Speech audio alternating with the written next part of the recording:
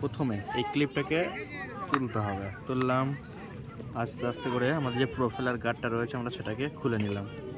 খুলে এটা আমি সাইডে রাখলাম ঘাসের উপরে।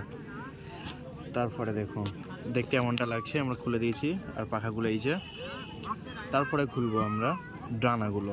কীভাবে খুলতে হয় দেখুন।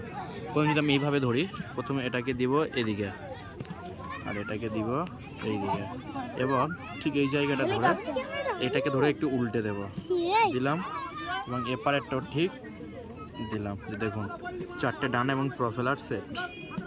এবারে আমরা খুলবো যে গিম্বেল গার্ডটা রয়েছে। এবার গিম্বেল গার্ডটা খুলতে এই যে দিলাম একটু চাপ উপরের দিকে, দেখুন খুলে গেল। আর এটাই হচ্ছে আমাদের ড্রোনের ক্যামেরা, মেন পার্ট, গিম্বেল ক্যামেরাটা, ঠিক আছে। এটা হচ্ছে গিম্বেল পার্ট। তো এটাও আমি সাইডে রাখলাম। এবার ইনসেট করতে হবে ব্যাটারি।